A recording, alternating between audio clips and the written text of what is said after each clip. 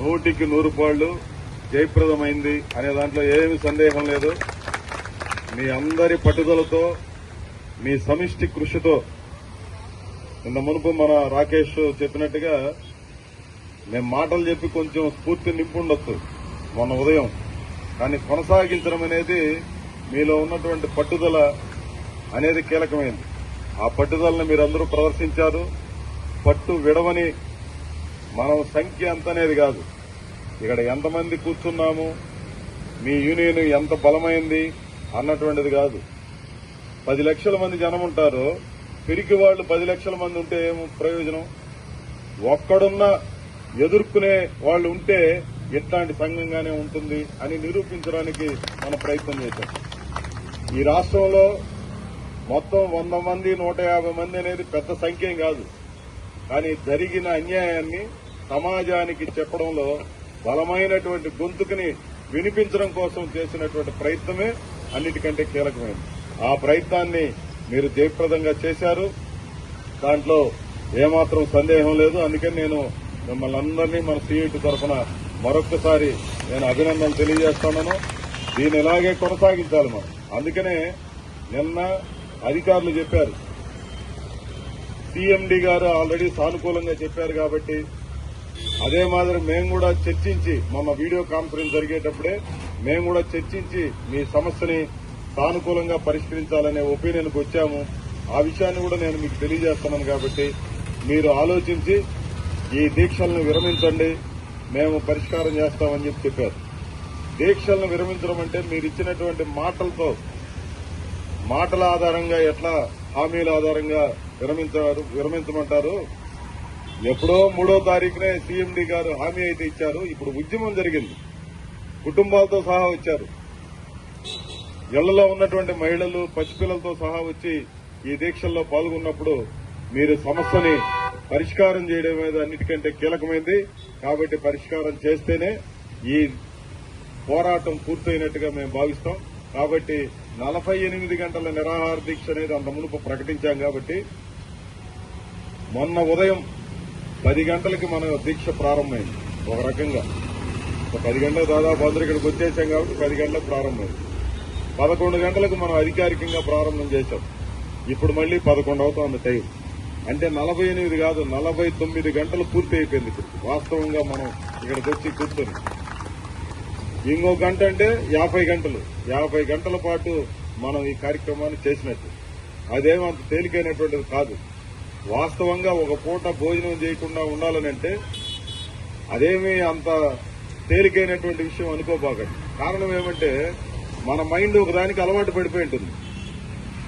నీకు 12 గంటలకు తినే అలవాటు ఉంటే 11 నుంచి అది గంట కొత్తనే ఉంటుంది. నువ్వు దానికి ఆహారం అందించేదాకా వినదు మన మాటనే మెదడు. పూర్తిగా తన ఏమో నాకు అయిపోతా ఉందన్నంత ఆందోళన క్రియేట్ చేస్తుంది మెదడు. దాన్ని నియంత్రించుకోవాలనంటే చాలా పట్టుదల ఉండాలి, నిబద్ధత ఉండాలి. ఆ నిబద్ధత పట్టుదల లేదనుకోండి, కొంతమంది దానికి డూపు నిరాహార దీక్ష అయిపోతుంది తప్ప నిజమైన నిరాహార దీక్ష కాదు. కానీ ఇక్కడ ఉన్నటువంటి అత్యధికులు నిజమైనటువంటి నిరాహార దీక్ష 100కి 100 పాళ్ళు చిత్తశుద్ధితో చేసినందుకు వాళ్ళందరికీ నేను అభినందనలు తెలియజేస్తాను. కాబట్టి మనం అనుకున్నది కూడా ఏమంటే సమస్య పరిష్కారానికి యాజమాన్యం స్పష్టమైన హామీ ఇవ్వకుండా మనము విరమణ చేయకూడదు అని అనుకున్నాం. అందుకని ఈ 48 గంటల దీక్ష పూర్తయిపోయింది. రిలే నిరాహార దీక్షలు మనం ప్రారంభించుకోవాలి. రిలే మీరందరి సమక్షంలోనే ఇక్కడే ఇప్పుడు టెంట్ వేసి ఎవరెవరు ఉండాలనేది మన వాళ్ళు ఇప్పటికే చెప్పుంటారు. ఒక్కొక్క జిల్లా నుంచి 5గురితో కమిటీగా ఏర్పాటు చేసుకుని మనం ఒక టీమ్గా దీన్ని పర్యవేక్షణ చేద్దామని చెప్పి అనుకున్నాం. ఇప్పుడు ఇంత పెద్ద టెంటు, ఇక్కడ పూలమాళ్ళు లేదా ఇతరత్ర మైక్ సెట్, రకరకాల ఖర్చులు, ఇవన్నీ మీరందరూ కూడా చాలా బాధల్లో ఉన్నా, కష్టంలో ఉన్నా మీరందరూ తలా కొంత వేసుకుని ఈ ఉద్యమాన్ని జయప్రదం చేయడం కోసం మీరందరూ ప్రయత్నం చేశారు.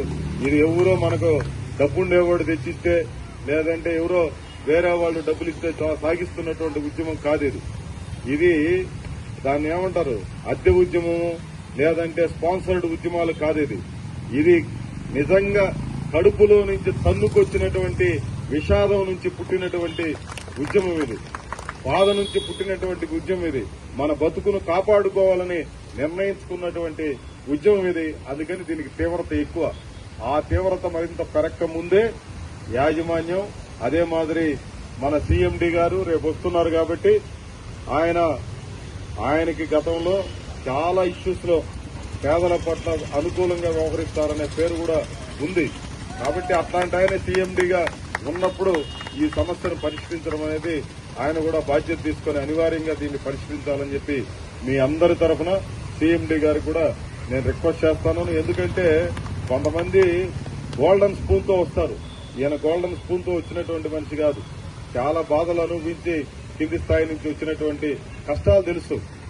ఒక 10 రూపాయలు లేకపోతే ఎంత ఇబ్బంది పడతాయి కుటుంబాలు అన్నటువంటి విషయం వాళ్ళకి ప్రత్యక్షంగా అనుభవం ఉన్నటువంటి అధికారి కాబట్టి ఆయన దీన్ని ఓన్ చేసుకుని పరిష్కరిస్తారని చెప్పి నేను కూడా ఆశిస్తున్నాను. కాబట్టి రేపో ఎల్లుండో ఆయన వస్తారు కాబట్టి పరిష్కారం చేయాలని మీ అందరి తరఫున నేను కోరుతా ఉన్నాను. ఇప్పుడు మీకు అందరికీ నేను చేసే రిక్వెస్ట్ ఏమంటే, ఇప్పుడు మనం ఈ దీక్షలు విరమించిన తర్వాత అక్కడ టెంట్ వేస్తారు. అక్కడ కూడా 10 మందినో 20 మందినో ఎంతమంది వీలవుతారో అంతమందిని కూర్చోబెడతారు. వాళ్ళకు కూడా పూలమాలేసి ఆ దీక్షని మన నాయకులే, ఇప్పుడు మీ రాష్ట్ర అధ్యక్షుడు వెంకటరమణ గారు, అదే మాదిరి మనకు జిల్లాకు ఒకరిని నాయకులుగా మనం పెట్టుకున్నాం కాబట్టి వాళ్ళందరి సమక్షంలో ఈ దీక్ష ప్రారంభమవుతుంది. ప్రతిరోజు ఈ రోజు ఎంత పట్టుదలతో దీక్షల్ని మనం సాగించామో ఈ 49-50 గంటల పాటు అదే పట్టుదలను మనం కొనసాగించాలి. ఈ రోజు ఉదయం 8కి స్టార్ట్ చేస్తే రేపు ఉదయం 8 గంటల దాకా కంటిన్యూగా నీళ్లు తప్ప ఇంకేమీ తీసుకోకూడదు. ఇదే నిబద్ధతని రిలే నిరాహార దీక్షల్లో కూడా కొనసాగించాలి. మనం అది 10 రోజులు చేస్తామా, లేదు 2 రోజులతోనే అయిపోతుందా, 20 రోజులు అవుతుందా, నెల రోజులు అవుతుందా అనేది మన చేతిలో లేదు. అధికారులు దీన్ని చెప్పి పరిష్కరించేదాకా ఈ పోరాటాన్ని మనం కంటిన్యూ చేయాలి అనే విషయాన్ని మీకు ఆ పట్టుదల ఏర్పడింది. అంత మునుపుకి ఇప్పటికీ తేడా ఏంటంటే, మొన్న ఉదయం మనం ప్రారంభించే నాటికి పోరాట అనుభవం లేదు కాబట్టి, ఇట్లాంటి వాటిల్లో మీకు ఎక్స్పీరియన్స్ లేదు కాబట్టి చాలా డల్గానో లేదంటే అవుతుందా లేదా అసలు ఏందని. కానీ ఒక తోటకి 10 మంది వచ్చి కూర్చున్న తర్వాత ఎట్లా ఉంటుందనేది ఈ రోజు మీ ముఖాలు చూస్తే అర్థమవుతుంది. ఉత్సాహం ఈ 2 రోజులు పూర్తిగా తినకపోయినా మీ అందరిలో పట్టుదల కనిపిస్తా ఉంది, ఉత్సాహం కనిపిస్తా ఉంది. సాధించి తీరుతామన్నటువంటి విజయోత్సాహం మనందరిలో కనిపిస్తాం. కాబట్టి దీన్ని కొనసాగించాలి. ఈ పోరాటాన్ని నిరంతరాయంగా కొనసాగించడానికి అవసరమైన అన్ని రకాల సహకారాన్ని కూడా మీరందరూ ఈ మూవ్మెంట్ కి ఇవ్వాలి. ఈ రోజు వెళ్ళిపోయినటువంటి వాళ్ళు ఇంకేముందిలే, ఆడ ఉండేవాళ్ళు వెంకటరమణ చూసుకుంటాడు కదా, లేకపోతే ఇంకెవరో పెట్టే వచ్చాం కదా వాళ్ళు చూసుకుంటారు అనుకోబాకండి. మీకు ఏ క్షణంలో తీరుబాటున్నా మీరందరూ కూడా దీంట్లో ఎప్పటికప్పుడు అటెండ్ కావాలి. జిల్లాలకు ఎవరినైతే బాధ్యులుగా పెట్టామో ఆ బాధ్యులు తప్పనిసరిగా దీన్ని అన్ని రకాలుగా, ఏదో వెంకటరమణ కేంద్రంగా ఉన్నాడు, మురళి గారు వచ్చి పిలిచినప్పుడంతా మాట్లాడిపోతాడని అనుకోబాకండి. ఇది పూర్తిగా మీకు 2 రోజులు ఇంత కంటిన్యూగా నేను ఉండడానికి కారణం కూడా ఏమంటే